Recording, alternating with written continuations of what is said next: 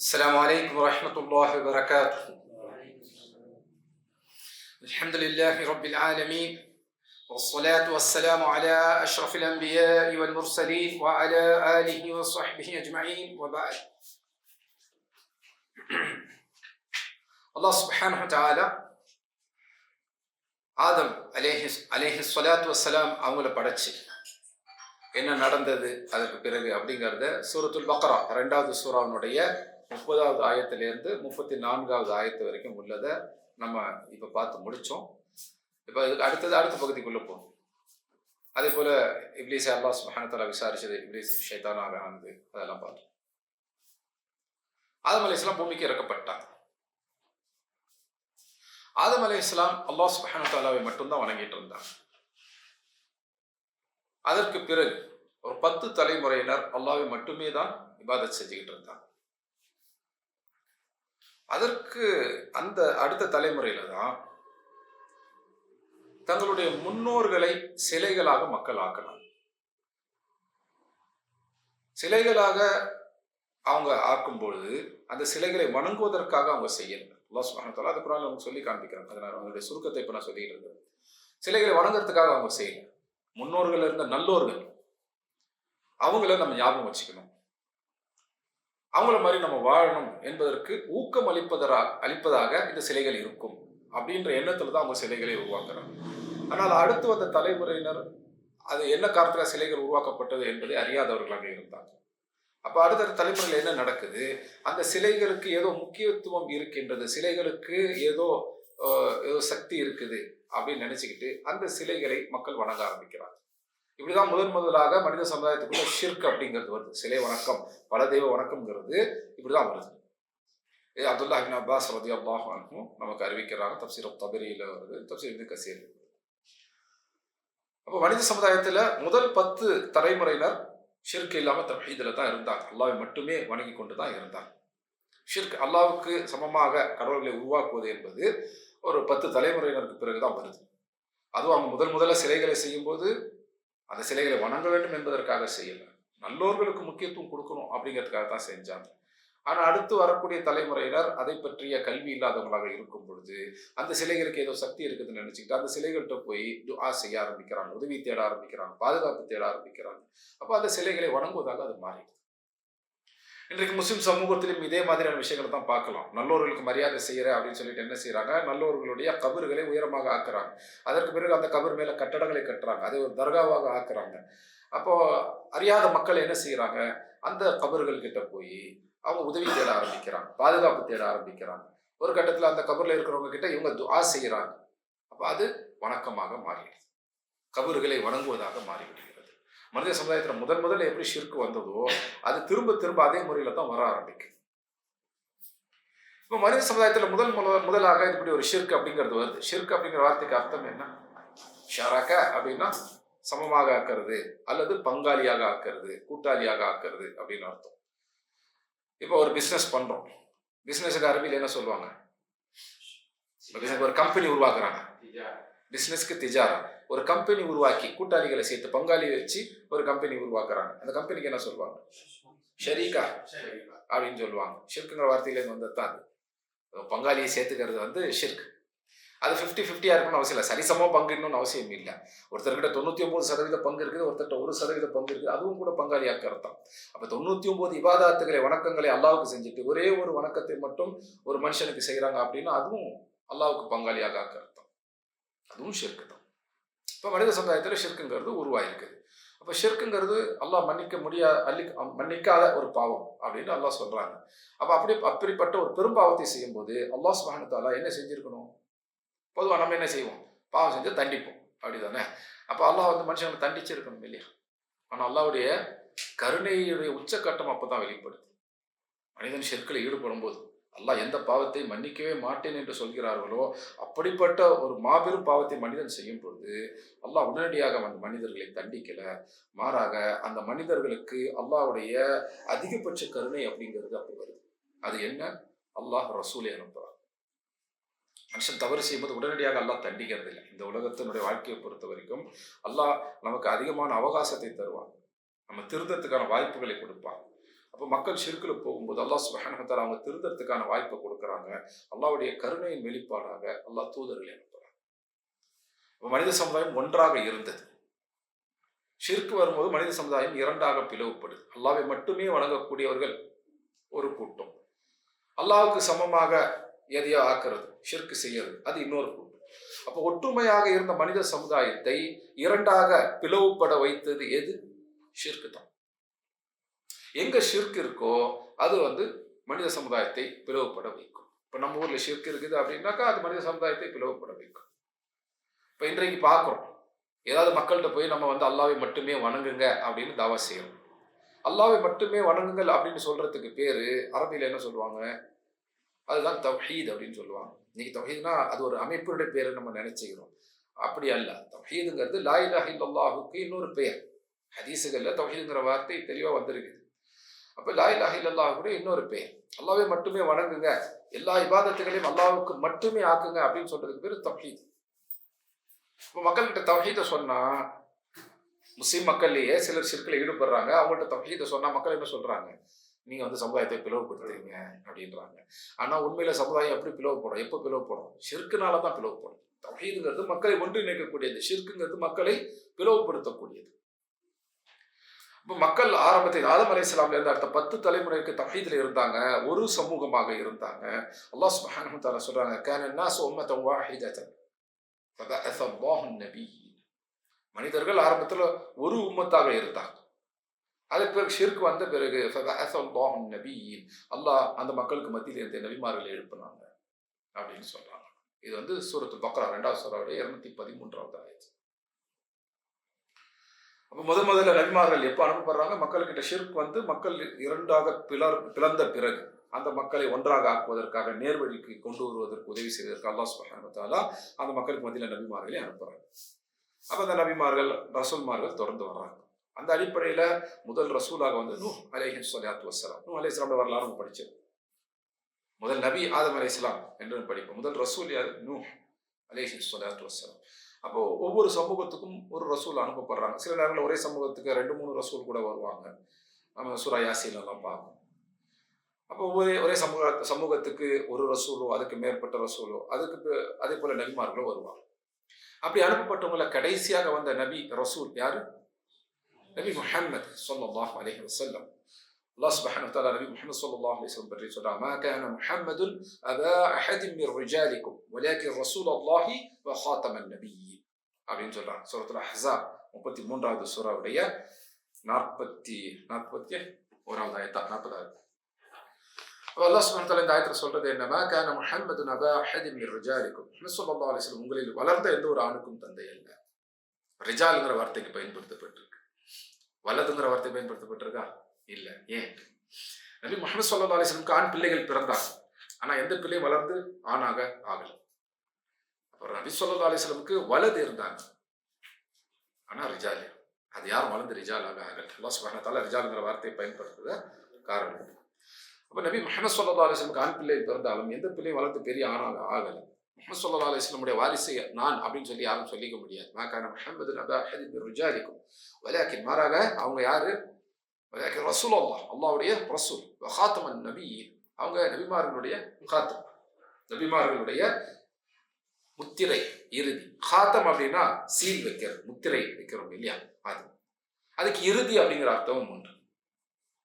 ஏன் அதுக்கு இறுதிங்கிற அர்த்தம் வந்துச்சு அப்படின்னு பார்த்தீங்கன்னா, நபி ஸல்லல்லாஹு அலைஹி வஸல்லமுக்கு முந்தைய காலங்களிலும் சரி அவங்க காலத்திலையும் சரி இன்னொருத்தருக்கு ஒரு கடிதம் அனுப்புறாங்க. இப்போ ஒரு அரசர் இன்னொரு அரசருக்கு கடிதம் அனுப்புவாங்க. அப்போ எப்படி செய்வாங்கன்னா, கடிதத்தை எழுதிடுவாங்க.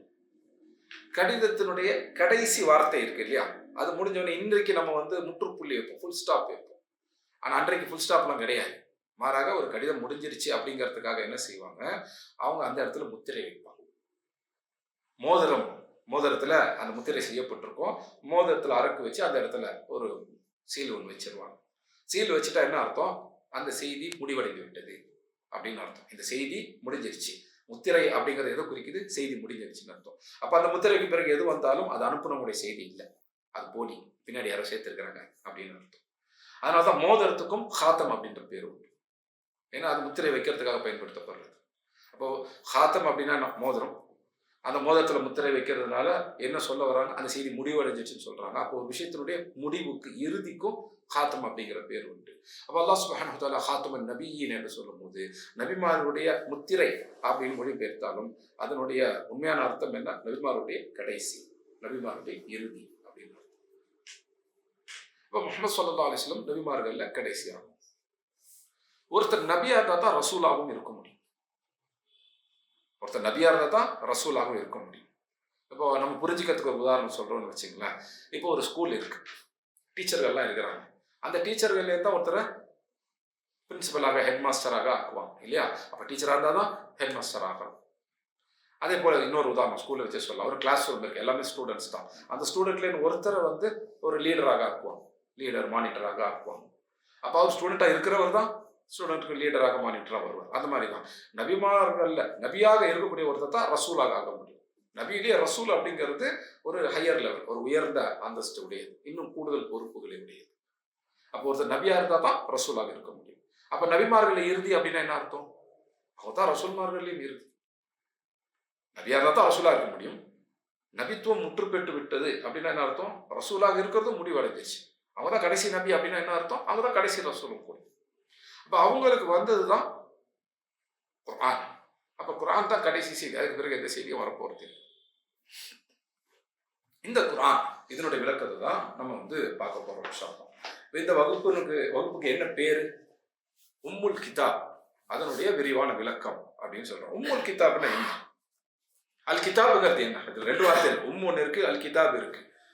அல் கிதாப்னா என்ன, உம்னா என்ன? அல் கிதாப், கிதாபுங்கிறது என்ன?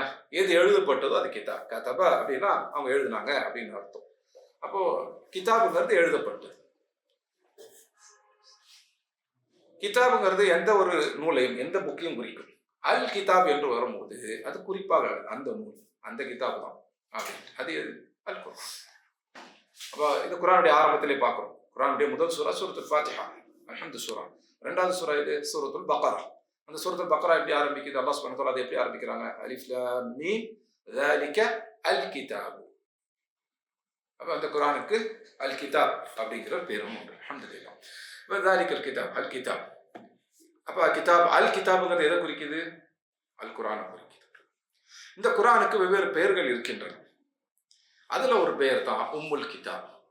குர்ஆனுக்கு வேறு பேர் இருக்கு. சரி, குர்ஆனுக்கு இல்லை, இந்த குர்ஆனுடைய முதல் சூரா சூரத்துல் ஃபாத்திஹாவுக்கு வெவ்வேறு பெயர்கள் இருக்கின்றன. அதுல ஒன்று தான் உம்முல் கிதாப். அதை நம்ம விரிவாக பார்ப்போம். அதுக்கு முன்னாடி கிதாபுங்கிற வார்த்தைக்கு அர்த்தம் பார்த்தோம் இல்லையா? நம்ம கையில ஒன்று வச்சிருப்போம் இல்லையா, குர்ஆன். அதுக்கு அரபியில் என்ன பேரு? முஸ்ஹஃப் அப்படின்னு பேரு. சஹீஃபா அப்படின்னா ஷீட்ஸ், ஏடுகள் அப்படின்னு அர்த்தம். நிறைய ஏடுகள் இருந்துச்சுன்னா சுஹுஃப், சுஹுஃபி இப்ராஹீம் வ மூசா பார்க்குறோம் இல்லையா? சுஹுஃப். சஹீஃபாங்கிறது ஒரு பேப்பர், ஒரு ஷீட்டுக்கு குறிக்கும். நிறைய ஷீட்ஸ் இருந்துச்சுன்னா சுஹுஃப்.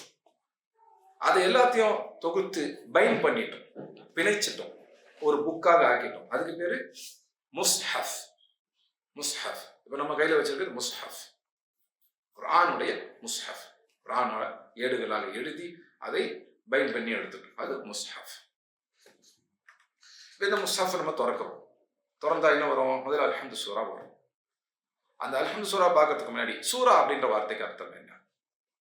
அதுக்குள்ள ஆயத்து இருக்கு இல்லையா? ஆயா அப்படின்றதுக்கு அர்த்தம் என்ன? இப்போ சூராங்கிறதுக்கு என்ன அர்த்தம்? பொதுவாக சூரா இங்கிலீஷ்ல வந்து சாப்டர் அப்படின்னு மொழிபெயர்த்துருவாங்க. ஆயத் அப்படிங்கிறதுக்கு வேர்ஸ் அப்படின்னு மொழிபெயர்த்துருவாங்க. தமிழ்ல என்ன சொல்லுவாங்க? சூரா அப்படிங்கிறதுக்கு சாப்டரே தான் தமிழ்ல சொல்லுவாங்க, அத்தியாயம் அப்படின்னு சொல்லிடுவாங்க. ஆயத்துக்கு தமிழ்ல என்ன சொல்லுவாங்க? வசனம் அப்படின்னு சொல்லிடுவாங்க.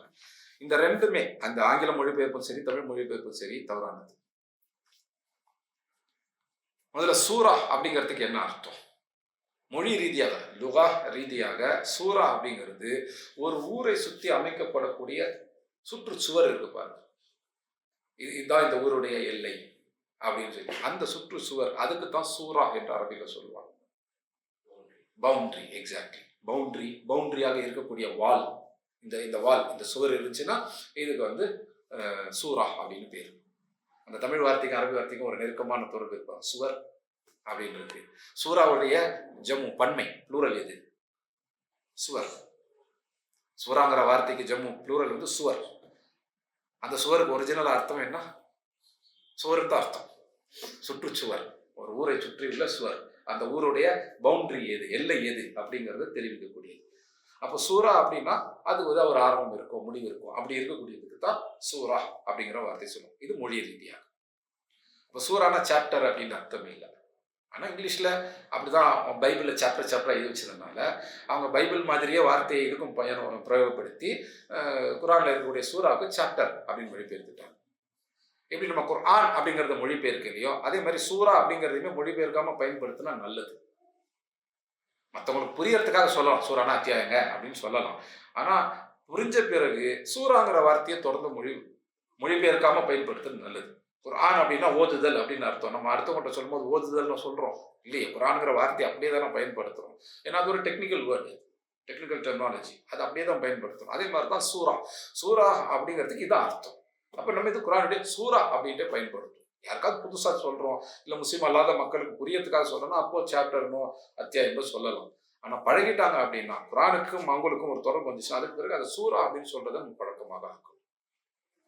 பழகிடுவாங்க. எப்படி குர்ஆன்னு சொல்லி அவங்க பழகிட்டாங்களோ அதே மாதிரி சூரா அப்படின்னு சொல்லி பழகிடுவாங்க இன்ஷா அல்லாஹ். சரி, அடுத்தது சூராவுக்கு உள்ள இருக்கிறது என்ன? ஆயா, பேச்சு வழக்கில் ஆயத் அப்படின்னு சொல்லுவோம். ஹா அப்படின்னு முடியறதெல்லாம் நம்ம இத்து போட்டு தான் முடிப்போம் இல்லையா? ஜன்னா அப்படின்றது தான் ஜன்னத், சுன்னா அப்படின்றது தான் சுன்னத், அந்த மாதிரி தான் ஆயா அப்படின்றது தான் ஆயத் அப்படின்னு சொல்லுவோம். ஆயத்துல் குர்ஆன், அதனால ஆயா. சரி, ஆயா அப்படின்னா என்ன அர்த்தம்? என்ன மொழிபெயர்ப்பு கொடுக்குறாங்க? இங்கிலீஷில் வேர்ஸ் அப்படின்னு கொடுக்குறாங்க. ஏன் வேர்ஸ்ன்னு கொடுத்தாங்க? வேர்ஸ் எதில் வரும்? பொயட்ரியில் வரும் இல்லையா? ப்ரோஸில் வருமா? ப்ரோஸ் வெர்ஸாக இருக்காது, பொயட்ரி தான் வெர்ஸாக இருக்கும் இல்லையா? வெர்சிஃபைடு அப்படின்னா அது போயமாக, கவிதையாக எழுதுனது, ஒரு பாடலாக எழுதுனது அப்படின்னு அர்த்தம்.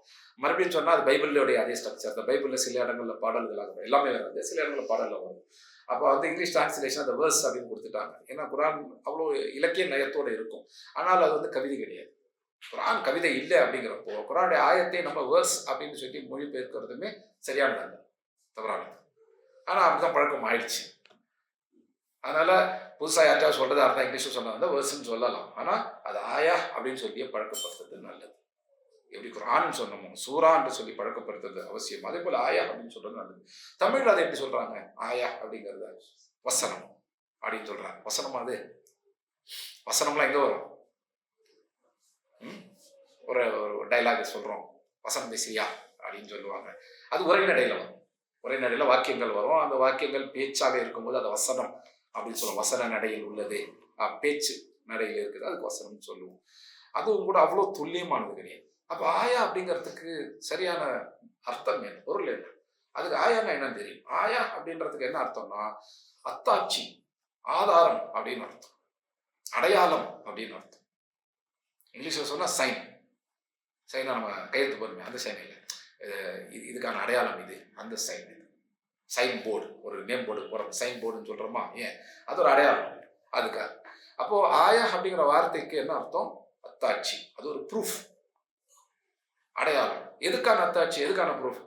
அல்லாஹ் இருக்கிறாங்க அப்படிங்கிறதுக்கான அத்தாட்சி, அல்லாஹ்வை வணங்கணும் அப்படிங்கிறதுக்கு அத்தாட்சி, ஏன் அல்லாஹ்வை வணங்கணும் அப்படிங்கிறதுக்கான ஆதாரங்கள், அதெல்லாம் தான் ஆயா. அப்போ ஆயா அப்படிங்கிறதுக்கான அர்த்தங்கிறது வசனமோ வெர்ஸோ கிடையாது. ஆயா அப்படிங்கிறதுக்கான அர்த்தம் என்ன? சைன், ப்ரூஃப் அப்படின்னு அர்த்தம். எதுக்கான ப்ரூஃப், எதுக்கான ஆதாரம்? இதெல்லாம் அல்லாஹ் இருக்கிறாங்க, அல்லாஹ் தான் வணங்கப்படுறதுக்கு தகுதியானவங்க, அல்லாஹ்வை மட்டும்தான் வணங்கணும் அப்படிங்கிறதுக்கான ஆதாரங்கள் அவை எல்லாம். அல்லாஹ்வை எப்படி வணங்கணும் அப்படிங்கிறதுக்கான அந்த வழிகாட்டு அத்தாட்சிகள் அதெல்லாம், அதுதான் ஆயா அப்படிங்கிறதுக்கு அர்த்தம். அப்போ குர்ஆன் அப்படின்னா என்ன, சூரா அப்படின்னா என்ன, ஆயா அப்படின்னா என்ன, இதை நம்ம பார்த்தோம். முஸ்ஹஃப் அப்படின்னா என்ன அப்படின்னு. சரி, இப்போ ஒவ்வொரு ரசூலுக்கும் நபிக்கும் கிதாப் கொடுக்கப்படுது இல்லையா? இவங்க வந்து ஒவ்வொரு நபியும் ஒவ்வொரு ரசூலும் வேற வேற விஷயங்களை சொன்னாங்களா? இல்ல, எல்லா நபிமார்களும் ஒரே விஷயத்தை தான் சொன்னாங்க. எந்த ஒரே விஷயத்தை? அல்லாஹ் மட்டும்தான் வணங்கப்படணும், வேற யாரும் வணங்கப்படக்கூடாது அப்படின்ட்டு.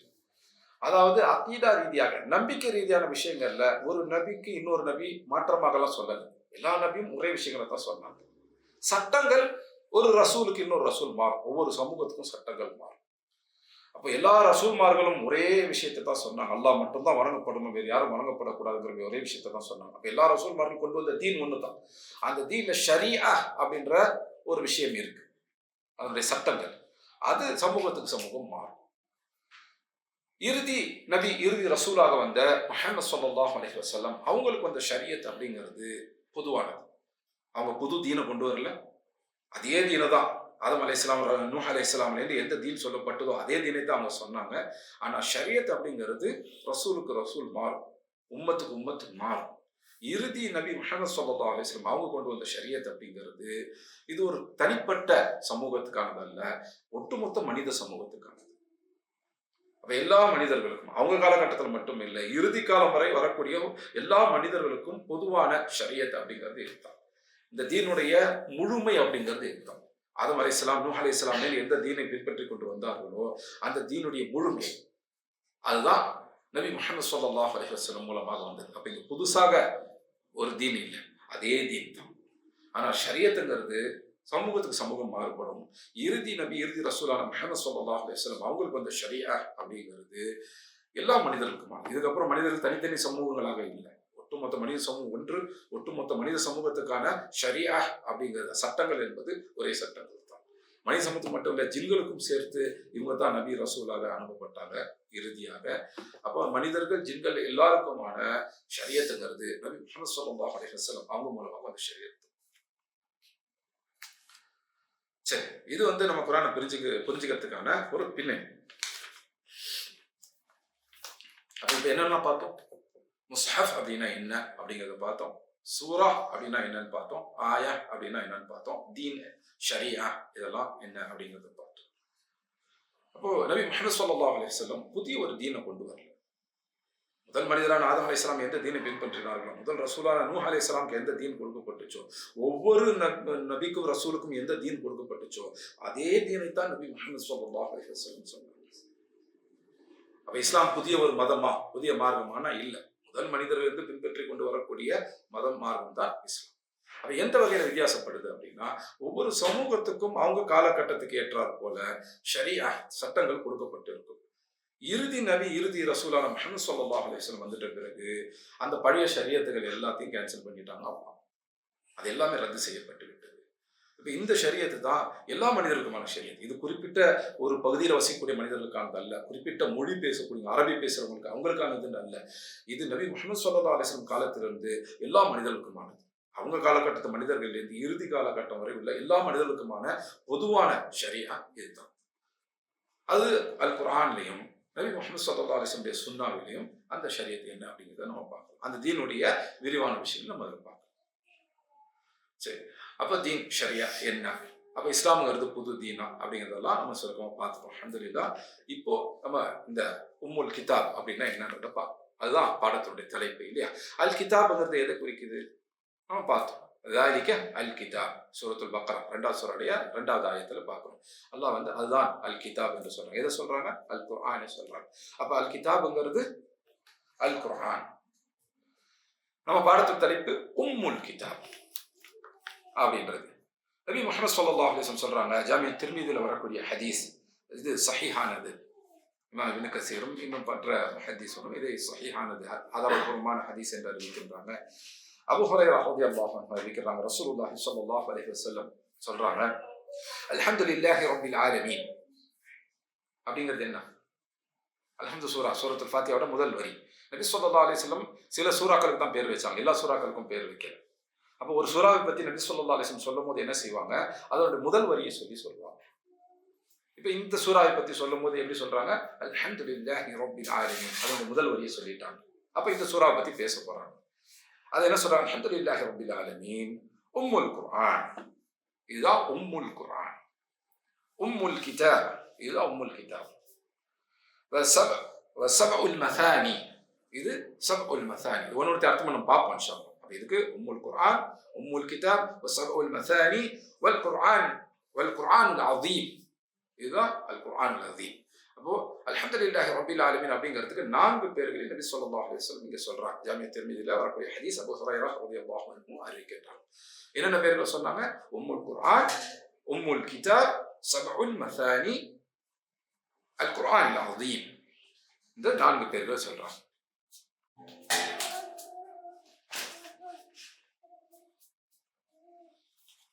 இதுக்கு என்ன அர்த்தம்? அப்படிங்கிற வார்த்தைக்கு என்ன அர்த்தம்?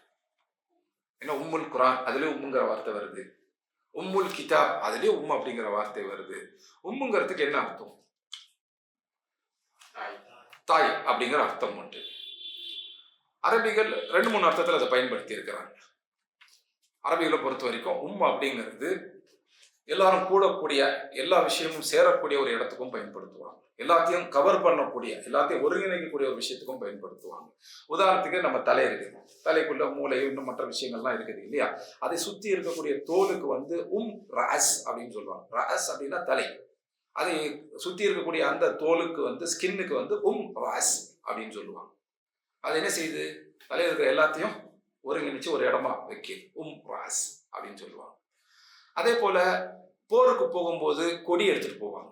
இன்னைக்கும் பல இடங்கள்ல பார்க்குறோம், போருக்கு போகும்போது கொடி எடுத்துட்டு போவாங்க. லிவா அந்த பிளாக் எடுத்துட்டு போவாங்க. அந்த போர் கொடி என்ன செய்யும்? அதுதான் அந்த அந்த படையை ஒருங்கிணைக்கும்.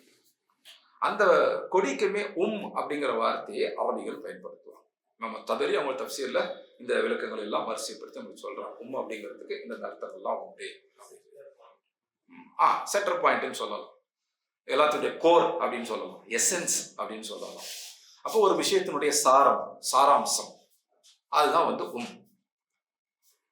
எல்லாவற்றுடைய அந்த தொகுப்பா சேர்த்து அதை பிடிஞ்செடுத்து ஒரு சாரமாக ஆக்கணும். எனக்கு ஒரு எசன்ஸா எடுத்து எப்படி இருக்கும், அது எக்ஸ்ட்ராக்ட், அந்த எக்ஸ்ட்ராக்டை எசன்ஸை மட்டும் எக்ஸ்ட்ராக்ட் பண்ணு, அதுதான் அப்படிங்கிறது. அப்போ உம்முங்கிற வார்த்தைக்கு இது. அதே போல தாய்ங்கிறதுக்கும் சொல்லலாம். அப்போ அப்படிங்கிறது இந்த அர்த்தம். அப்போ உம்முல் குர்ஆன், உம்முல் கிதாப் அப்படின்னு என்ன அர்த்தம்? இது ஒட்டுமொத்த குர்ஆனுடைய கோர் எசன்ஸ். இதுதான் ஒட்டுமொத்த குர்ஆன்ல இருக்கக்கூடிய எல்லா விஷயங்களுடைய சாராம்சம் அப்படிங்கிறது இதுதான். அப்ப யாருக்கு இந்த உம்முல் குர்ஆன் தெரியுதோ அவங்களுக்கு குர்ஆனுடைய எல்லா விஷயங்களுடைய அடிப்படையும் தெரிஞ்சு. குர்ஆனுடைய கோர் அப்படிங்கிறது இதுலதான் இருக்கு. அப்ப உம்முல் குர்ஆன் அப்படின்னா இது குர்ஆனுடைய குர்ஆனுடைய சாராம்சம், எசன்ஸ், கோர் அப்படின்னு சொல்லி. உம்முல் கிதாப், அல் கிதாப் அதே தான், குர்ஆன் தான். அப்போ அல் கிதாபினுடைய சாராம்சம் இதெல்லாம். அடுத்த பேர் என்ன சொல்றாங்க? சபஉல் மதானி என்று சொல்றாங்க ரசூலுல்லாஹி ஸல்லல்லாஹு அலைஹி வஸல்லம். அல்லாஹ் குர்ஆன்ல சொல்றாங்க, சூரத்துல் ஹிஜ்ர் 15வது சூராவுடைய 87வது ஆயத்துல, வலகத் ஆதைனாக சபஉம் மினல் மதானி, உங்களுக்கு நாம சபஉம் மினல் மதானி கொடுத்தோம் அப்படின்னா. சபஅ அப்படின்னா 7 அப்படின்னு அர்த்தம். இந்த நம்பர் 7 இருக்கு இல்லையா, 7 இருக்கு இல்லையா, அதுக்கு சபஅ அப்படின்னு சொல்லுவோம் அரபியில். மசானி அப்படின்னா என்ன? திரும்ப திரும்ப வரக்கூடிய ஒரு விஷயத்துக்கு மசானி அப்படின்னு சொல்ற வழக்கம் உண்டு. 2-3 அர்த்தங்கள் உண்டு. அதுல இந்த அர்த்தம் ரொம்ப நெருக்கமானது. சபஉம் மினல் மசானி அப்படின்னா திரும்ப திரும்ப ஓதப்படக்கூடிய 7. அப்ப சூரத்துல் ஃபாத்திஹா அல்ஹம்துலில்லாஹி ரப்பில் ஆலமீன், அதுல எத்தனை ஆயாத் இருக்கு? அதை நம்முடைய முடிவுக்கு அல்லாஹ் வைக்கல, அல்லாஹ்வே சொல்லிட்டான் சபஉம் மினல் மசானி, 7 ஆயாத்து தான் அதுல இருக்குது அப்படின்னு சொல்லிட்டாங்க.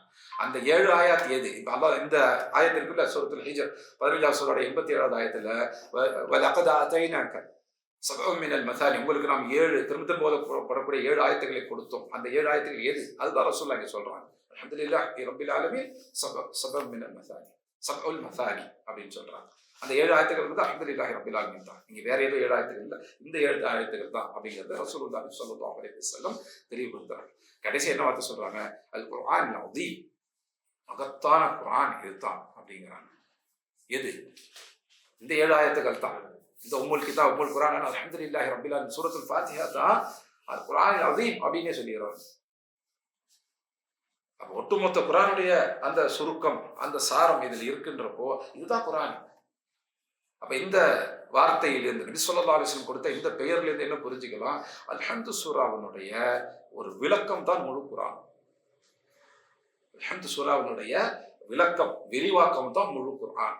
அப்போ அல்ஹம்து சூராவை நம்ம கரெக்டா தெரிஞ்சுக்கிட்டோம் அப்படின்னா முழு குர்ஆனையும் கரெக்டா தெரிஞ்சுக்கிறதுக்கான வாய்ப்புகள் உண்டு இன்ஷா அல்லாஹ். குர்ஆனை நம்ம சரியா விளங்கணும் அப்படின்னா இந்த அல்ஹம்து சூராவை, அல்ஹம்துலில்லாஹி ரப்பில் ஆலமீன், அந்த முழு சூராவையும் நம்ம தெளிவாக விரிவாக விளங்கணும் இன்ஷா அல்லாஹ். அதுக்கு தான் இந்த வகுப்பு. இது ஒரு பாடம் இன்ஷா அல்லாஹ். அப்போ இந்த பாடத்தினுடைய தலைப்பு பெயர் என்ன? உம்முல் கிதாப். ஏன் இந்த பேர் வச்சோம் அப்படிங்கிறது தெளிவாயிடுச்சா? நபி ஸல்லல்லாஹு அலைஹி வஸல்லம் இந்த பேரை வச்சாங்க. அதே பேரை தான் இந்த பாடத்துக்கு வச்சிருக்கிறேன். உம்முல் கிதாப் அப்படிங்கிறதுக்கு அர்த்தம் பார்த்தோம்.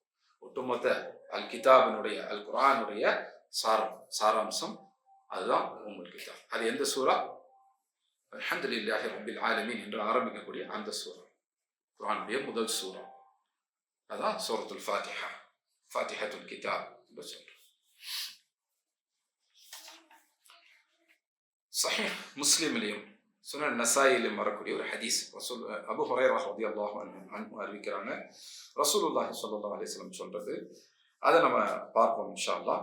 அதுக்கு முன்னாடி இன்னொரு ஹதீஸை பார்த்தோம். இது வந்து உபய் இப்னு கஅப் ரலியல்லாஹு அன்ஹு அறிவிக்கிற ஹதீஸ், முஸ்னத் அஹ்மத் வருது. ஒரு நாள் உபய் இப்னு கஅப் தொழுதுகிட்டு இருக்கிறான். இந்த ஹதீஸ் உபய் இப்னு கஅப் வழியாக அறிவிக்கப்படுது. அதே போல முஸ்னத் அஹ்மதுல அபூ ஹுரைரா ரலியல்லாஹு அன்ஹு இந்த ஹதீஸை அறிவிக்கிறாங்க. இதே சம்பவத்தை உபய் இப்னு கஅப் ரலியல்லாஹு அன்ஹு மஸ்ஜிதில் தொழுதுகிட்டு இருக்கிறாங்க. கடமை அல்லாத தொழுகை, கடமையான தொழுகை ஜமாத்தா முடிச்சிருவாங்க, ஏதோ நஃபிலா ஏதோ தொழுதுகிட்டு இருக்கிறாங்க. அப்போ ரசூலுல்லாஹி ஸல்லல்லாஹு அலைஹி வஸல்லம் கூப்பிடுறாங்க, யா உபய் அப்படின்னு கூப்பிடுறாங்க. யா அப்படின்னா ஒருத்தரை கூப்பிடுறதுக்கு பயன்படுத்து ஹர்ஃபுன் நிதா. யா உபய் அப்படின்னு கூப்பிடுறாங்க. உபய் தொழுதுகிட்டு இருக்கிறாங்க, அதனால பதில் சொல்லலை. உபய் இப்னு கஅப் ரலியல்லாஹு அன்ஹு தொழுதுகிட்டு இருக்கிறாங்க, அதனால பதில் சொல்லலை. ரசூலுல்லாஹி ஸல்லல்லாஹு அலைஹி வஸல்லம் மறுபடியும் கூப்பிடுறாங்க, யா உபய் அப்படின்னு கூப்பிடுறாங்க. இப்போ ரசூலா கூப்பிடுறாங்கன்றதுனால உபய் ரலியல்லாஹு அன்ஹு என்ன செய்யறாங்க, அவசர அவசரமா தொழுகையை முடிச்சுட்டு அதுக்கு பிறகு ரசூலுல்லாஹ் கிட்ட வர்றாங்க. வந்துட்டு அஸ்ஸலாமு அலைக்கும் யா ரசூலல்லாஹ் அப்படிங்கிறாங்க. ரசூலுல்லாஹி ஸல்லல்லாஹு அலைஹி வஸல்லம் சொல்றாங்க, அலைக்கும் அஸ்ஸலாம் யா உபய் அப்படின்னு சொல்லிட்டு, நான் கூப்பிடும் போது வராம உங்களை தடுத்தது எது அப்படின்னு கேட்கிறாங்க. ரசூலுல்லாஹ் கூப்பிடுறாங்க. எப்போ கூப்பிடுறாங்க? தொழுதுகிட்டு இருக்கும் போது. அப்போ உபய் உடனே வரல ரலியல்லாஹு அன்ஹு. வந்த பிறகு ரசூலுல்லாஹ் என்ன கேட்குறாங்க, நான் கூப்பிடும்போது ஏன் உடனே பதில் கொடுக்கல அப்படின்னு கேட்குறாங்க. இப்போ இதுல நமக்கு என்ன ஒரு கேள்வி வரணும், தொழும்போது கூப்பிடலாமா? கூப்பிடக்கூடாது. ஆனால் யார் கூப்பிட்டாங்க? ரசூல் ஸல்லல்லாஹு அலைஹி வஸல்லம் கூப்பிட்டாங்க. ஏன் ரசூலுல்லாஹ் கூப்பிட்ட போது சொல்லிடணுமா? சொல்லணும். அதனால தான் ரசூலுல்லாஹ் கேட்குறாங்க. ரசூலுல்லாஹ்வுக்கு அல்லாஹ் கொடுத்த அதிகாரம் அது. ரசூலுல்லாஹி ஸல்லல்லாஹு அலைஹி வஸல்லம் அவங்களுக்கு அல்லாஹ் சுப்ஹானஹு வ தஆலா கொடுத்த அதிகாரம் அது. சொல்லி ஏன் வரல அப்படின்னு கேட்டோடனே உபய் இப்னு கஅப் ரலியல்லாஹு அன்ஹு என்ன பதில் சொல்றாங்க, யார் ரசூலுல்லாஹ் நான் தொழுதுகிட்டு இருந்தேன், அதான் பதில். அப்ப ரசூலுல்லாஹி ஸல்லல்லாஹு அலைஹி வஸல்லம் சொல்றாங்க, நீங்க குர்ஆன்ல இது ஓதுனது இல்லையா, அல்லாஹ் எனக்கு இறக்கி வச்ச அதுல இந்த ஆயத்தை ஓதுனது இல்லையா அப்படின்னு கேட்கிறாங்க. எந்த ஆயத்தை? 8வது சூராவுடைய 24வது ஆயத்து. 8வது சூரா பேர் என்ன? அல் அன்ஃபால். அல் அன்ஃபால். அராஃப் 7வது சூரா, 8வது சூரா அல் அன்ஃபால், 9வது சூரா தௌபா. அல்லாஹ் சுப்ஹானஹு வ தஆலா அதுல சொல்றது நபி ஸல்லல்லாஹு அலைஹி வஸல்லம் சொல்லியே காண்பிக்கிறான். யா அய்யுஹல்லதீன ஆமனூ இஸ்தஜீபு லில்லாஹி, யா அய்யுஹல்லதீன ஆமனூ இஸ்தஜீபு லில்லாஹி வலிர்ரசூலி இதா தஆக்கும் லிமா யுஹ்யீக்கும் அப்படின்னு நபி ஸல்லல்லாஹு அலைஹி வஸல்லம் ரசூலுல்லாஹி ஸல்லல்லாஹு அலைஹி வஸல்லம் மோதி காண்பிக்கிறாங்க. இந்த ஆயத்துக்கு என்ன அர்த்தம்? யா அய்யுஹல்லதீன ஆமனூ, ஈமான் கொண்டவர்களே. அல்லாஹ் சுப்ஹானஹு வ தஆலா குர்ஆன்ல எப்பெல்லாம் யா அய்யுஹல்லதீன ஆமனூ, ஈமான் கொண்டவர்களே என்றெல்லாம் அழைக்கிறாங்களோ அப்பெல்லாம் வந்து ஈமான் கொண்டவர்கள் கூடுதல் கவனத்தை செலுத்தும். ஈமான் கொண்டவர்களே அப்படின்னு அழைச்சா என்ன அர்த்தம்? அடுத்து சொல்லப்படக்கூடிய விஷயம் ஈமானுடைய ஒரு முக்கியமான அம்சம்.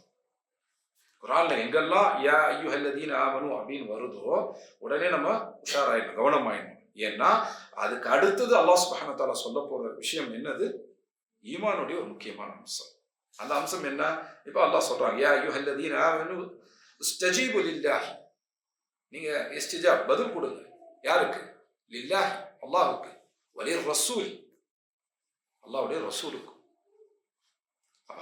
அல்லாஹ் அழைத்தா, அல்லாஹ்வுடைய ரசூல் அழைத்தா பதில் கொடுக்கணும். இதா ஜஆக்கும் லிமா யுஹ்யீக்கும், உங்களுக்கு ஹயாத்தை தரக்கூடிய விஷயத்தை நோக்கி அல்லாஹ்வுடைய ரசூலை அழைக்கும் போது அதற்கு நீங்கள் பதில் கொடுங்கள் என்று அல்லாஹ் சுப்ஹானஹு வ தஆலா கட்டளையிடுறான். இது வந்து அம்ர், அல்லாஹ்வுடைய கட்டளை. யா அய்யுஹல்லதீன ஆமனூ இஸ்தஜீபு லில்லாஹி வலிர் ரசூல், ஈமான் கொண்டவர்களே நீங்கள் அல்லாஹ்வுக்கும் அல்லாஹ்வுடைய ரசூலுக்கும் பதில் கொடுங்க. இதா தஆக்கும், அவங்க அழைக்கும் பொழுது. எதை நோக்கி அழைக்கும் போது? லிமா யுஹ்யீக்கும், எது உங்களுக்கு ஹயாத்தை கொடுக்குமோ. ஹயாத்னா என்ன? லைஃப், உயிர், வாழ்க்கை, உங்க வாழ்க்கை தரக்கூடியது. அப்படின்னா என்ன அர்த்தம்? இந்த உலக வாழ்க்கை சிறப்பாக ஆக்கக்கூடியது, மறுமையில ஒரு நிரந்தரமான சந்தோஷமான வாழ்க்கை தரக்கூடியது. அதுதான் ஹயாத். அப்போ அல்லாஹ் அழைக்கிறாங்க என்று சொல்லும் போது அல்லாஹ் கூடவே யாரையும் சேர்த்து சொல்றாங்க? ஒலி ரசூல்.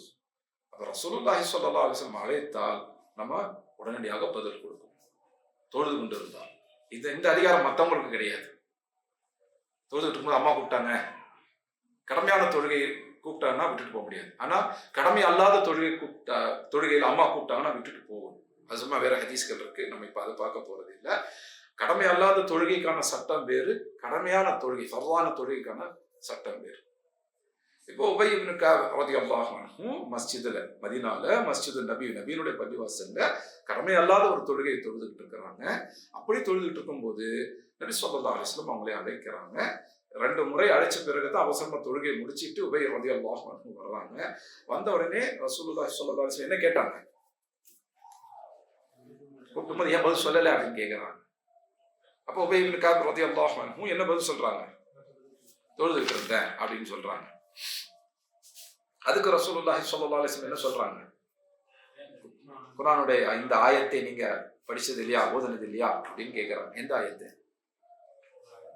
8வது சூராவுடைய 24வது ஆயத். 8வது சூரா பேர் என்ன? அல் அன்ஃபால். குட், பரக்கல்லாஹு ஃபீக்கும். அப்போ உபய் இப்னு கஅப் ரலியல்லாஹு அன்ஹு சொல்றாங்க, ரசூலுல்லாஹ் இனிமேல் நான் அந்த மாதிரி செய்ய மாட்டேன் அப்படிங்கிறாங்க. அதாவது கூப்பிட்டா உடனே வராமலாம் இருக்க மாட்டேன், இனிமேல் உடனே வந்துடுவேன் அப்படிங்கிறாங்க. அப்போ ரசூலுல்லாஹி ஸல்லல்லாஹு அலைஹி வஸல்லம் உபய் இப்னு கஅப் ரலியல்லாஹு அன்ஹு கிட்ட ஒரு கேள்வி கேட்கிறாங்க. அல்லாஹ் தௌராத்ல, இன்ஜீல்ல, ஜபூர்ல, ஏன் இந்த ஃபுர்கான்ல இந்த மாதிரி ஒரு சூறாவை இறக்குனதே இல்லை. அப்படிப்பட்ட ஒரு சூறாவை உங்களுக்கு நான் கற்றுக் கொடுக்கணும்னு நீங்க ஆசைப்படுறீங்களா அப்படின்னு கேட்கிறாங்க. ஆமா யா ரசூலல்லாஹ் அப்படின்னு உபய் இப்னு கஅப் பதில் சொல்றாங்க ரலியல்லாஹு அன்ஹு. அப்ப ரசூலுல்லாஹி ஸல்லல்லாஹு அலைஹி வஸல்லம் சொல்றாங்க, இந்த வாசலை தாண்டறதுக்கு முன்னாடி நீங்க அதை கத்துக்குவீங்க அப்படின்னு நான் நம்புறேன் அப்படிங்கிறாங்க. ஆனா அதுக்கு பிறகு ரசூலுல்லாஹ் ஒண்ணுமே சொல்லலை. அப்போ உபய் இப்னு கஅப் ரலியல்லாஹு அன்ஹு கேட்கிறாங்க, யா ரசூலல்லாஹ் நீங்க எனக்கு கற்றுக் கொடுக்குறேன்னு சொன்னீங்களே அந்த சூரா எது அப்படின்னு கேட்கிறாங்க. அப்போ ரசூலுல்லாஹ் கேட்கிறாங்க, தொழுகையில நீங்க எதை ஓதுறீங்க அப்படின்னு கேட்கிறாங்க. உபய் இப்னு கஅப் உடனே அல்ஹம்து சூராவை ஓதிக்க ஆரம்பிக்கிறாங்க. ஏன்னா தொழுகையில முதல்ல அதுதான் ஓதும், அதை ஓதிக்க ஆரம்பிக்கிறாங்க. அப்போ ரசூலுல்லாஹி ஸல்லல்லாஹு அலைஹி வஸல்லம் சொல்றாங்க, வல்லதி பினஃப்ஸி பியதிஹி நஃப்ஸிஹி, யாருடைய கையில் என்னுடைய உயிர் இருக்கு, அதாவது அல்லாஹ்வை சொல்ற, அல்லாஹ்வின் சத்தியம் என்று சொல்றாங்க. அல்லாஹ் தௌராத்திலோ, இன்ஜீலிலோ, ஜபூரிலோ, ஃபுர்கானிலோ இது போன்ற ஒரு சூறாவை இறக்கியதில்லை. இதுதான் சபஉல் மசானி, எனக்கு கொடுக்கப்பட்ட சபஉல் மசானி அப்படின்னு சொல்றாங்க. எதை சொல்றாங்க? அல்ஹம்து சூரா. அப்ப அல்ஹம்து சூராவினுடைய சிறப்புகளில் ஒரு முக்கியமான சிறப்பு எது? இந்த மாதிரி ஒரு சூரா தௌராத்துல வந்ததில்லை. தௌராத்துங்கிறது என்ன? மூசா அலைஹிஸ்ஸலாத்து வஸ்ஸலாம் அவங்களுக்கு இறக்கி வைக்கப்பட்ட அந்த வேத நூல், அதுதான் தௌராத்.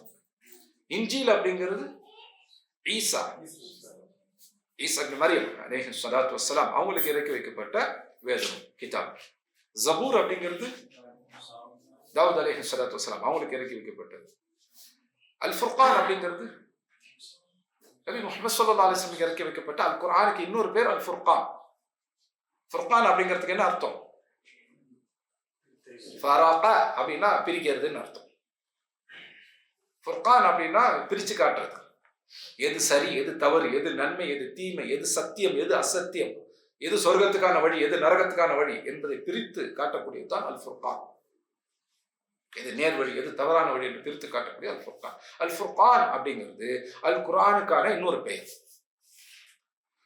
அப்ப இந்த மாதிரி ஒரு சூரா, எந்த மாதிரி ஒரு சூரா? அல்ஹம்துலில்லாஹி ரப்பில் ஆலமீன் என்ற அந்த மாதிரி ஒரு சூரா இதுக்கு முந்தி வழங்கப்பட்ட எந்த வேதத்திலையும் கிடையாது. ஏன் இந்த வேதத்திலே கிடையாது. தௌராத்துல அந்த மாதிரி ஒரு சூரா இல்ல, இன்ஜீல்ல அந்த மாதிரி ஒரு சூரா இல்ல, ஜபூர்ல அந்த மாதிரி ஒரு சூரா இல்ல. ஏன் நபி முஹம்மது ஸல்லல்லாஹு அலைஹி வஸல்லம் இறக்கி வைக்கப்பட்ட அல் ஃபுர்கான், அந்த அல் குர்ஆன்லயே கூட இந்த மாதிரி ஒரு சூரா கிடையாது. எந்த மாதிரி? அல்ஹம்துலில்லாஹி ரப்பில் ஆலமீன் அந்த சூரா மாதிரி ஒரு சூரா கிடையாது. அப்ப குர்ஆனோட எல்லா சூறாக்களையும் விட சிறப்பு வாய்ந்தது அல்ஹம்துலில்லாஹி ரப்பில் ஆலமீன் என்று சொல்லக்கூடிய அந்த அல்ஹம்து சூரா, சூரத்துல் ஃபாத்திஹா. அப்ப இந்த ஒரு சூறாவை படிக்கிறோம்னா என்ன அர்த்தம்? தௌராத்துல இந்த மாதிரி இல்லாத ஒரு சூறாவை படிக்க போறோம். இஞ்சில இந்த மாதிரி ஒரு சூறா கிடையாது, அப்படி ஒரு சூறாவை படிக்க போறோம் இன்ஷா அல்லாஹ். ஜபூர்ல இந்த மாதிரி ஒரு சூறா கிடையாது, அப்படி ஒரு சூறா படிக்க போறோம். ஏன்? அல் குர்ஆனில் 114 சூறாக்கள் இருக்குது. அதுல இந்த ஒரு சூறா மாதிரி மீதி 113 சூறா கூட கிடையாது. குர்ஆன்ல இந்த மாதிரி சூறா கிடையாது. அப்படி ஒரு சிறப்பு மிக்க சூறாவை தான் நம்ம படிக்க போறோம் இன்ஷா அல்லாஹ்.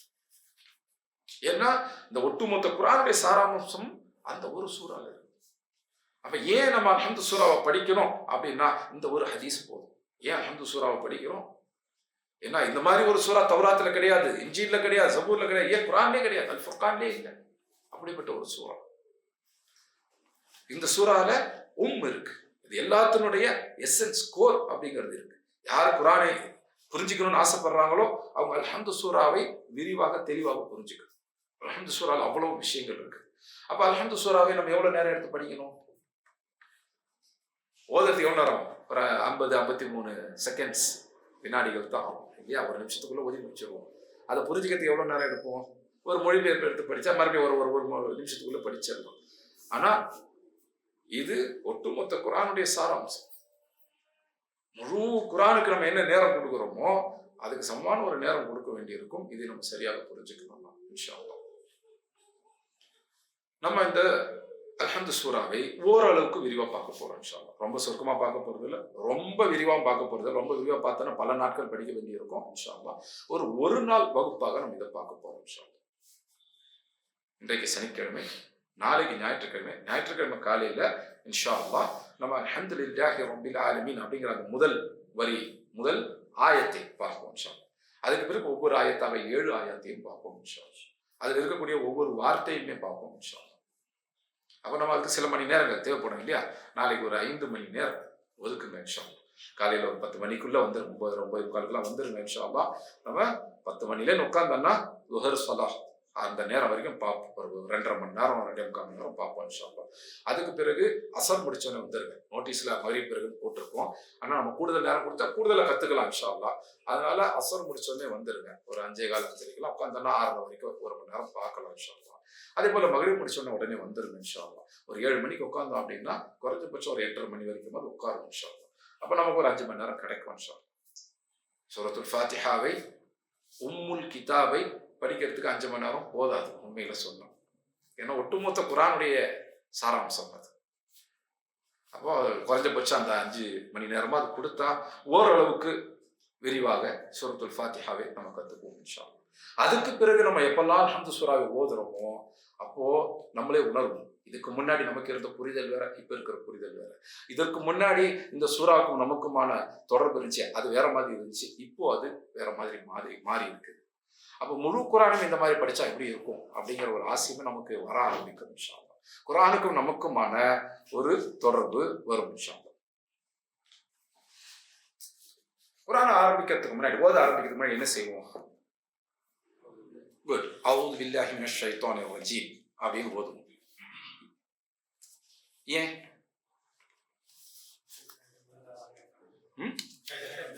ஷைத்தான்கிட்ட பாதுகாப்பு தரும். அதுதான் மகரிபுக்கு முன்னாடி ஒரு 2 மணி நேரம் நம்ம பார்த்தோம். ஏன் அப்படிங்கிறதுக்கான காரணங்களை குர்ஆன்லேருந்து நம்ம பார்த்தோம். அல்ஹம்துலில்லாஹ். சரி, இப்போ அஊது பில்லாஹ் சொல்றோம். அதுக்கு அர்த்தம் என்ன?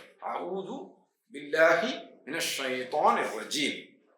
அஊது அப்படின்னு வந்தா நான் பாதுகாப்பு தேடுறேன். ஊதுன்ற பாதுகாப்பு தேடுறது யாரு? அப்படின்னு வந்துச்சுன்னா நான் அப்படின்னு அர்த்தம். அஷ்ஹது அப்படின்னு அர்த்தம் நான் சாட்சி சொல்றேன். அந்த அப்படின்னு வந்துச்சுன்னா நான் ஒரு நபரை பிடிக்கும். ஊது நான் பாதுகாப்பு தேடுறேன். யாருக்கிட்ட? பில்லாஹி, அல்லாஹ் கிட்ட பாதுகாப்பு தேடுறேன். எதை விட்டு அல்லது யாரை விட்டு? மினஷ் ஷைத்தான், அஷ்-ஷைத்தான் அர்-ரஜீம், அவனை விட்டு. அஷ்-ஷைத்தான் அர்-ரஜீம் 2 பேர்கள் இங்கே பயன்படுத்தப்பட்டிருக்கு. அவனுடைய பேர் என்ன? இப்லீஸ். அல்லாஹ் குர்ஆன்ல சொல்றான். நம்ம பார்த்தோம் சூரத்துல் பக்ரா 2வது சூறால பார்த்தோம். அதே போல வெவ்வேறு இடங்கள் குர்ஆன்ல வருது. இப்லீஸ் அல்லாஹ் விசாரிக்கிறாங்க. சூரத்துல் ஆராஃப்ல பார்த்தோம். அவன் பேர் இப்லீஸ். இப்லீஸோட அசல் பேர் அஸாஸீல் அப்படின்லாம் சில கிதாபுகள் எழுதி வச்சிருக்கோம். அதுக்கு ஆதாரம் இல்லை, ஆதாரபூர்வமான அறிவிப்புகள்ல வரல. குர்ஆன்ல ஹதீஸ்ல அவனுடைய பேர் இப்லீஸ் அப்படின்னு தான் இருக்குது. அப்ப இப்லீஸ். ஆனா அல்லாஹ் அந்த சம்பவத்துக்கு பிறகு அவனுக்கு அஷ்-ஷைத்தான் அர்-ரஜீம் அப்படின்னு 2 பேர்களை அல்லாஹ் சுப்ஹானஹு வ தஆலா கொடுக்குறான். அஷ்-ஷைத்தான் அப்படின்னா என்ன? அர்-ரஜீம் அப்படின்னா என்ன? அவன் பேருங்க ரைட், பேருக்கு அர்த்தம் இருக்கும் இல்லையா? ஷைத்தான, அதுல இருந்தா ஷைத்தான் அப்படிங்கிற வார்த்தை வருது. ஷைத்தான அப்படின்றது. ஷைத்தான அப்படின்னா என்ன? தூரமாக்கப்பட்டது அப்படின்னு அர்த்தம். ஷைத்தான, ஷைத்தான் அப்படின்னா என்ன? தூரமாக்கி கொண்டவன், தன்னைத்தானே தூரமாக்கி கொண்டவன். ஷைத்தான் அப்படின்னா தன்னைத்தானே தூரமாக்கி கொண்டவன். ரஜீம் அப்படின்னா என்ன? ரஜம் அப்படின்னாக்கா எரியது, எரியாவது தூக்கி எரியது. ஒரு கல்லை தூக்கி எரியணும் அப்படின்னா ரஜம் அப்படின்னு அர்த்தம். இப்போ ஹதீஸுகள்ல விபச்சாரத்துக்கான தண்டனை வரும், அதுக்கு என்ன பேரு? ரஜம். அந்த ஹதீஸ் பேரு ஹதீஸ் ரஜம் தான், கல்லால எரிஞ்சு தண்டிக்கிறது ரஜம். அதுதான். நம்ம ராத்திரி தூங்க போறதுக்கு முன்னாடி என்ன சூறா ஓதுவோம்? சூரத்துல் முல்க். அப்படி சொல்லலாம் சொல்றாங்க இல்லையா? சூரத்துல் முல்க். சூரத்துல் முல்க்ல அந்த அதே மாதிரி ஒரு வார்த்தை வரும் பாருங்க, ருஜூமல்லி ஷயாத்தி, ஷைத்தான்களை அடிச்சு விரட்டுவாங்க. எது? அந்த எரிக்கற்கள், வானத்தில் இருக்கக்கூடிய எரிக்கற்களை கொண்டு வானத்துக்கு நெருங்கக்கூடிய ஷைத்தான்களை அடிச்சு விரட்டும். அதுக்கு ருஜூம் என்ற வார்த்தை பயன்படுத்தும். ரஜம் அப்படின்னா எரியது, தூக்கி எரியது, தூரமாக தூக்கி வீசுறது, அதுதான் ரஜம். அதுல இருந்தா இந்த ரஜீம் அப்படிங்கிற வார்த்தை வருது. அப்ப ரஜீம் அப்படின்னா என்ன? தூரமாக தூக்கி எறியப்பட்டவன், தூரமாக்கப்பட்டவன் அப்படின்னு அர்த்தம்.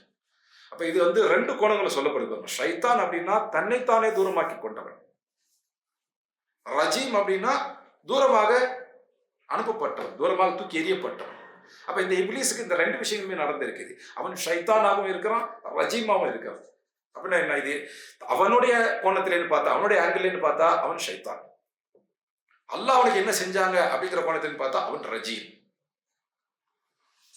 அதுல முதல்ல எது நடந்துச்சு? ஷைத்தானாகத்தான் நடந்துச்சு. அப்படின்னா என்ன அர்த்தம்? அல்லாஹ்வுடைய கருணை விட்டு அவன் தன்னைத்தானே அகற்றி கொண்டான், தூரமாக்கி கொண்டான். அதுதான் ஷைத்தான்கிற வார்த்தைக்கு அர்த்தம், தூரமாக்கி கொண்டவன் அப்படின்னு அர்த்தம்.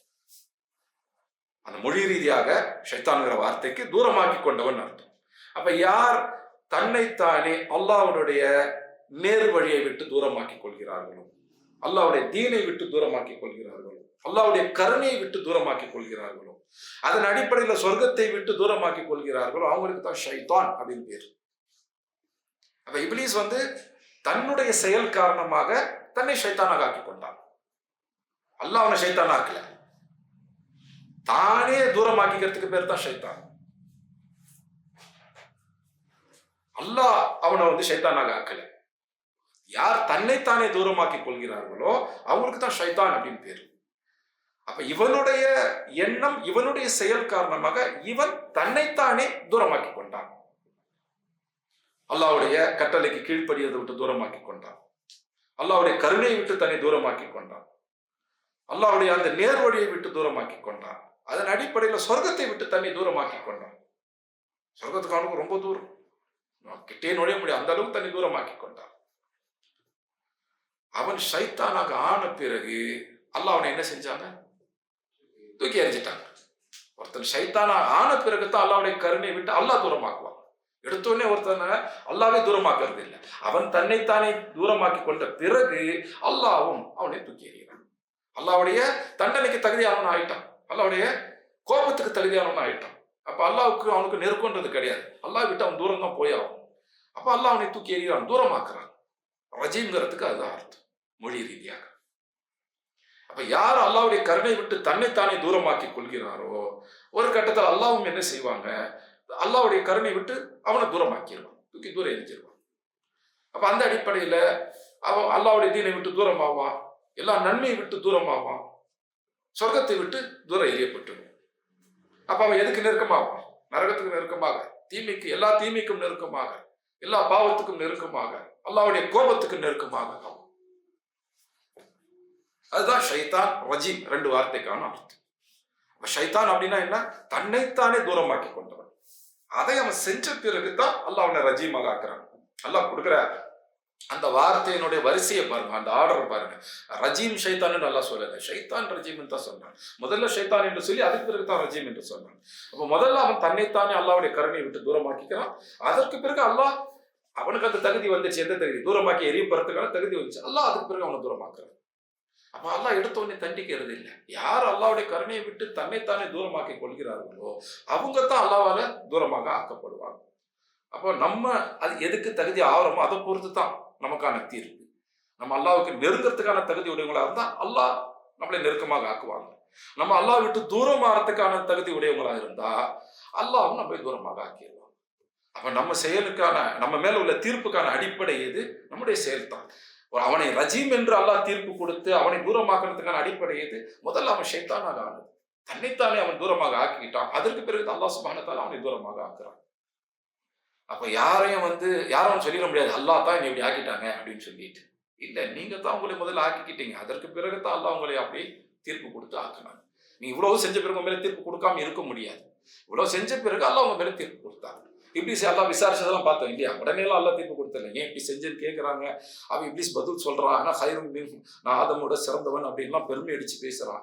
அதற்கு பிறகு அல்லாஹ் சொல்றாங்க, அபா வஸ்தக்பர், அவன் தற்பெருமை கொண்டான், கர்வம் கொண்டான், வகான மினல் காஃபிரின், அவன் காஃபிர்கள் ஒருத்தராக என்று அல்லாஹ் சுப்ஹானஹு வ தஆலா சொல்றான். அப்ப ஷைத்தான் ரஜீம். இதுல வெறும் ஷைத்தான் என்ற வார்த்தையை அல்லாஹ் சொல்லல, அல் ஷைத்தான் என்று சொல்றாங்க. அப்படின்னு என்ன அர்த்தம்? அது அந்த ஷைத்தான்னு சொல்லலாம் தான் அப்படின்னு சொல்லலாம். இன்னொன்னு, எல்லா விதமான ஷைத்தானிய தன்மைகளும் ஒட்டுமொத்தமாக கொண்டவன். அதை எல்லாத்தையும் கலெக்ட் பண்ணா அதான் அப்படின்னு சொல்லிட்டு. அப்ப எல்லா ஷைத்தானுக்கும் தலைவன் அவன். யாரு? இப்ளீஸ். அவன் அல்லாத ஷைத்தான்களும் உண்டு. மனிதர்களையும் இருக்கிறாங்க, ஜின்களையும் இருக்கிறாங்க. அந்த இப்ளீஸ் என்ற அஷ்-ஷைத்தான், அவனுக்கு கீழே ஜின்கள்ல வேற வேற ஷைத்தான்கள் இருக்கிறாங்க. அதுதான் நம்ம குட்டி ஷைத்தான்கள் சொல்றது. அது மனிதர்கள்லையுமே ஷைத்தான்கள் இருக்கிறாங்க, அவனுக்கு ஒத்துழைக்கக்கூடியவர்கள். அப்ப அதை விட்டு நம்ம பாதுகாப்பு தேவை. குர்ஆனை ஓதுறதுக்கு முன்னாடி அல்லாஹ் சொல்றாங்க, வைதா சத்தமா சொல்லு. குர்ஆனை ஓதுறதுக்கு முன்னாடி என்ன செய்யணும்? ஃபஸ்டைத் பில்லாஹ், அல்லாஹ் கிட்ட பாதுகாப்பு தேவை. ஃபஸ்டைத், இந்த இஸ்த அஸ்த இந்த வார்த்தைகள் நம்ம அடிக்கடி பார்ப்போம் இல்லையா? குர்ஆன்லயே பார்க்கிறோம். நஸ்தஈன், இய்யாக நஅ்புது வ இய்யாக நஸ்தஈன். இஸ்த அல்லது அஸ்த அப்படின்னு இருந்துச்சுன்னா அதை தேடுறது அப்படின்னு அர்த்தம். அதுக்காக முயற்சி செய்யறது, சீக்கிங் சம்திங். நஸ்தஈன், நக வி, அஸ்த நக ஐ, நான் மட்டும், அ அப்படின்னு வந்தா ஒரு ஆள், ந அப்படின்னு வந்தா நிறைய பேர், நாங்க. நஸ்தஈன் அப்படின்னு அர்த்தம். வஸ்தஈனும் இஸ்த அப்படின்னாலே தேடுறது, சீக்கிங் சம்திங் இங்கிலீஷ்ல சொல்லலாம். ஏதாவது விஷயத்துக்கு ஆசைப்பட்டு அதுக்காக முயற்சி செய்யறது, தேடுறது, அதுதான் இஸ்த அப்படின்னு அர்த்தம். இப்போ ஃபர்ஸ்ட் ஐந்து, நீங்க பாதுகாப்பு தேடுங்க என்று அல்லாஹ் கட்டளையிடுறாங்க. அப்போ குர்ஆன் ஓதும் போது பாதுகாப்பு தேடுவோம். குர்ஆன் ஓதும் போது எது பாதுகாப்பு? அது அல்லாஹ்வுடைய வார்த்தை. அதுல ஷைத்தான் என்ன செஞ்சிட முடியும்? எதுக்கு அந்த நேரத்தில் பாதுகாப்பு? எதுக்கு அந்த நேரத்தில் பாதுகாப்பு? அல்லாஹ்வுடைய ஷைத்தான் பெரியவனா என்ன? அல்லாஹ்வுடைய வார்த்தை ஓதத்துக்கு முன்னாடி எதுக்கு நம்ம பாதுகாப்பு தேவை? அல்லாஹ்வை ஷைத்தானால் ஒன்றும் செய்ய முடியாது, அல்லாஹ்வுடைய வார்த்தையை ஷைத்தானால் ஒன்றும் செய்ய முடியாது. ஆனா நம்முடைய புரிதல்ல ஷைத்தான் விளையாட முடியும். பிரச்சனை அங்கே இல்லை, பிரச்சனை நம்மள்ட்ட இருக்குது. நம்ம பலகீனமானவங்க. ஷைத்தான் குர்ஆனை ஓதும் பொழுது நம்முடைய ஓதுதல்ல தவறை ஏற்படுத்தலாம், நம்முடைய புரிதல்ல தவறை ஏற்படுத்தலாம். அதன் அடிப்படையில் நம்முடைய வாழ்க்கையை தவறான வாழ்க்கையாக ஆக்க முடியும். இப்போ வழிகட்ட கூட்டங்கள்ல சில கூட்டங்கள் எல்லா கூட்டத்தையுமே பாருங்க, ஒவ்வொருத்தரும் அவங்களுடைய வாதங்களுக்கு குர்ஆன்லேருந்து ஆதாரம் எடுத்து வைப்பாங்க. ஆனா அதுக்கான சரியான புரிதலா இருக்க. ஆயத்தெல்லாம் கரெக்ட் தான்ப்பா, அதுக்கு நீ சொல்ற அர்த்தம் தான் தப்பு அப்படின்னு நம்ம சொல்லுவோம் இல்லையா? குர்ஆனை தான் சொல்றாங்க, ஆனா அந்த ஆயத்துல அந்த அர்த்தம் இல்லை, நீங்க நினைக்கிற அர்த்தம் அதுல இல்லை. அதுக்கு உண்மையான அர்த்தம் ஹதீஸ்ல இருக்குது. இப்ப சில பேர் சொல்லுவாங்க குர்ஆனும் ஹதீஸும் முரண்படுது அப்படின்னு சொல்லுவாங்க இல்லையா? ஒரு குறிப்பிட்ட ஜமாத்தினர் சொல்லுவாங்க குர்ஆனும் ஹதீஸும் முரண்படுது, குர்ஆனுக்கு முரண்படுற ஹதீஸை நாங்கள் எடுத்துக்க மாட்டோம் அப்படின்வாங்க. குர்ஆனும் ஹதீஸ் எல்லாம் முரண்படாது. ஏன்னா ஹதீஸுங்கிறது என்ன? ரசூலுல்லாஹ்வுடைய வார்த்தை, ரசூலுல்லாஹ்வுடைய விளக்கம். குர்ஆனுக்கு ரசூலுல்லாஹ் முரண்படுவாங்களா? இன்னும் இல்லை. இங்க ஆக்சுவலா என்ன முரண்படுது? குர்ஆன் ஹதீஸ் எல்லாம் முரண்படல. குர்ஆனுக்கு இவங்க ஒரு அர்த்தத்தை கொண்டு வர்றாங்க, இவங்களுடைய அர்த்தமும் ஹதீஸ் தான் முரண்படுது, குர்ஆன் ஹதீஸ் எல்லாம் முரண்படல. ஆனா இவங்க அதை எப்படி தோற்றம் நம்ம கிட்ட காட்டுறாங்க? குர்ஆன் ஹதீஸ் முரண்படுது. குர்ஆன் ஹதீஸ் எல்லாம் முரண்படாது எப்பவும்.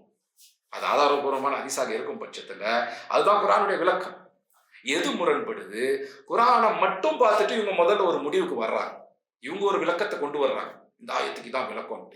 இவங்களுடைய விளக்கமும் ஹதீஸும் தான் முரண்படுது. அதாவது உண்மை கரெக்டா சொன்னேன்னு சொல்லணும், குர்ஆனுக்கு இவங்க கொடுக்கிற விளக்கமும் குர்ஆனுக்கு ரசூலுல்லாஹ் கொடுத்த விளக்கமும் முரண்படுது. அப்ப எதை எடுக்கணும்? ரசூலுல்லாஹ் கொடுத்த விளக்கத்தை எடுக்கணும். ஈமான் கொண்டவங்க அதை தான் செய்வாங்க. ஆனா இவங்க என்ன செய்யறாங்க? குர்ஆனுக்கு இவங்க ஒரு விளக்கத்தை கொண்டு வந்துட்டு அதுதான் குர்ஆன்ன்றாங்க. அது குர்ஆன் இல்லப்பா, நீங்க கொடுக்கிற விளக்கம். அது குர்ஆன் அல்ல. குர்ஆனுக்கு சரியான விளக்கம்ங்கிறது ரசூலுல்லாஹ் கொடுத்தது தான் ஸல்லல்லாஹு அலைஹி வஸல்லம். அது ஹதீஸ்கள்ல இருக்கு. ஆதாரபூர்வமான ஹதீஸாக இருந்தால் அதுதான் அந்த ஆயத்துடைய விளக்கம். அப்ப குர்ஆனுக்கு ஹதீஸ் முரண்படல, ஒருபோதும் முரண்படாது. முரண்படும் சொன்னா என்ன அர்த்தம்? குர்ஆனுக்கு ரசூலுல்லாஹ் முரண்பட்டாங்கன்னு அர்த்தம். அது சாத்தியமே இல்லை. குர்ஆனை விளக்கறதுக்கு தான் ரசூல் அனுப்பப்பட்டாங்க, குர்ஆனுக்கு முரண்படுவதற்கு அல்ல. அப்ப குர்ஆனுக்கு ரசூலுல்லாஹி ஸல்லல்லாஹு அலைஹி வஸல்லம் கொடுத்த விளக்கம் தான் ஆதாரபூர்வமான ஹதீஸ்கள் இருக்கு. அப்ப இவங்க என்ன சொல்றாங்க? இல்ல குர்ஆனுக்கு இந்த ஹதீஸ் முரண்படுதுன்றாங்க. குர்ஆனுக்கு ஹதீஸ் முரண்படல. நீங்க குர்ஆனுக்கு ஒரு அர்த்தத்தை கொண்டு வந்துக்கிட்டீங்க, உங்களுடைய சொந்த விளக்கத்தை கொண்டு வந்துக்கிட்டீங்க. அந்த விளக்கம் ஹதீஸும் தான் முரண்படுது. அப்ப உங்க விளக்கம் எங்கேன்னு வந்துச்சு? இந்த விளக்கம் ரசூலுல்லாஹ் கிட்டேன்னு வந்தது. உங்க விளக்கம் எங்கேன்னு வந்துச்சு? அதுதான் ஷைத்தான் கிட்டேன்னு வந்தது. உங்க விளக்கம் ஹதீஸோடு முரண்படக்கூடிய உங்க விளக்கம்ங்கிறது ஷைத்தான் கிட்டேன்னு வருது. அது நடக்கக்கூடாதுன்றதுக்காக தான் அந்த பாதுகாப்பையும் நம்ம முதல்ல தேடும். நம்முடைய புரிதல்ல ஷைத்தான் விளையாட முடியும். அதனாலதான் குர்ஆனை ஓதுறதுக்கு முன்னாடி பாதுகாப்பு தேடுறோம். அல்லாஹ் கட்டளை இடுறாங்க, ஃபஸ்தைது பில்லாஹி மினஷ் ஷைத்தானிர் ரஜீம். ஷைத்தான் ரஜீமை விட்டு நீங்க அல்லாஹ் கிட்ட பாதுகாப்பு தேடுங்க. நம்ம என்ன நினைக்கிறோம்? அது ஓதுறதுக்கு மட்டுமான பாதுகாப்புன்னு நினைக்கிறோம். இல்ல, அது புரிதலுக்குமான பாதுகாப்பும் தான். அல்லாஹ் இந்த குர்ஆனை தப்பில்லாம ஓதணும், ஷைத்தான் அதுல விளையாடிடக்கூடாது. அதே போல அல்லாஹ் இந்த குர்ஆனை நான் தப்பில்லாம புரிஞ்சுக்கணும், ஷைத்தான் அதுல விளையாடிடக்கூடாது. குர்ஆனை நான் புரிஞ்சுக்க நினைக்கும் போது அதுல ஷைத்தான் விளையாடி நான் தப்பா அதை புரிஞ்சுக்க கூடாது.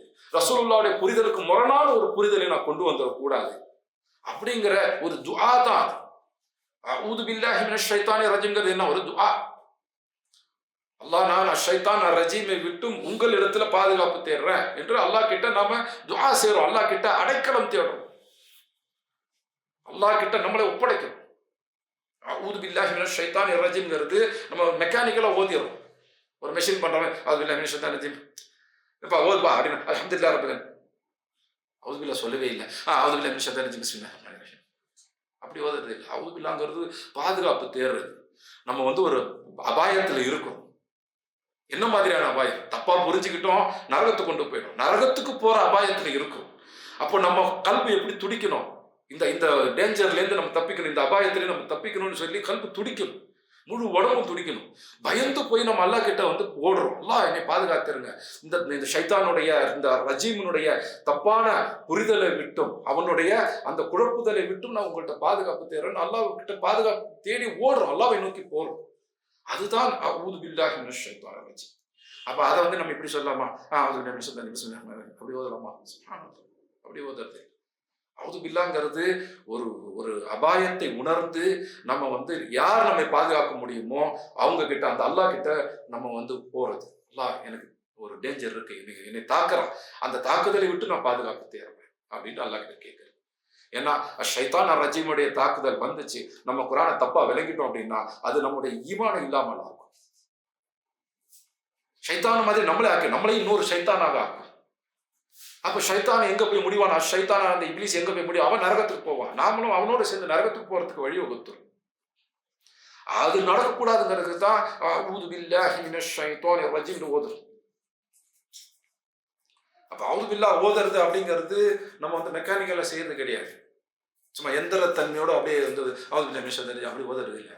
ஊதுன்னு வரும்போது கல்பு துடிக்கணும், நம்ம இதையும் துடிக்கணும். அல்லாஹ் நான் உண்மையான ஒரு அபாயத்துல இருக்கிறேன், அதை விட்டு என்னை காப்பாத்துங்க. அந்த அபாயம் எங்கேன்னு வருது? ஷைத்தான் ரஜீம் கிட்டேன்னு வருது. அவனுடைய அந்த தாக்குதலை விட்டு என்னை காப்பாற்றுங்க என்று அல்லாஹ் கிட்ட கேட்கும். அதுதான் தஅவூத், அதுதான் பாதுகாப்பு தேடுறது. அஊது பில்லாஹி மினஷ் ஷைத்தானிர் ரஜீம் அப்படின்னு நம்ம சொல்லும்போது நம்முடைய கல்புலேருந்து வரணும் அந்த வார்த்தை. சும்மா நம்ம நாக்கிலேருந்து வந்தாலாம் போதாது. அது நமக்கு உண்மையான பாதுகாப்பை தராது. நம்ம நாக்கிலேருந்து மட்டுமே ஓதுறதுனால தான் நமக்கு அந்த பாதுகாப்பு கிடைக்கிறது இல்லை. அஊது பில்லாஹ் ஓதும் போது நம்முடைய இதயத்திலேருந்து வரணும். இதயத்திலேருந்து அந்த பயத்தை உணர்ந்து நமக்கு பாதுகாப்பு தேவையா அப்படிங்கிற அந்த அவசியத்தை உணர்ந்து நம்ம அந்த தேட்டத்தோட கேட்கும் போதுதான் அது துஆவாக ஆகுது. அப்பதான் அந்த பாதுகாப்புங்கிறது நமக்கு கிடைக்கும். எல்லாட்ட பாதுகாப்பு கேட்டா நிச்சயமா அல்லாஹ் பாதுகாப்பு கொடுப்பாங்க. ஆனா கேட்கிற முறையில கேட்டா தான் கொடுப்பாங்க. எந்திர தன்மையில் அஊது பில்லாஹி மினஷ் ஷைத்தானிர் ரஜீம் அப்படி சொன்னாலாம் அது பாதுகாப்பு கேட்கறது இல்லை. இதுதான் அஊது பில்லாஹ் பத்தி நம்ம சுருக்கமா பார்க்கறது. இதை தொடர்ந்து நம்ம பிஸ்மில்லாஹ் அதெல்லாம் பார்ப்போம் இன்ஷா அல்லாஹ். டைம் என்னாச்சு? 8:50. ரைட். அப்போ இந்த செஷன் நம்ம இதோட முடிப்போம் இல்லையா? இன்ஷா அல்லாஹ் 8:15 வரைக்கும் தான் அறிவிச்சிருந்தோம். அப்போ இப்போ நம்ம என்ன பார்த்துருக்குறோம்? இது இவ்வளோ நேரம் என்ன பார்த்தோம்? அதில் ஒரு முஸ்ஹஃப் அப்படின்னா என்னன்னு பார்த்தோம். அப்புறம்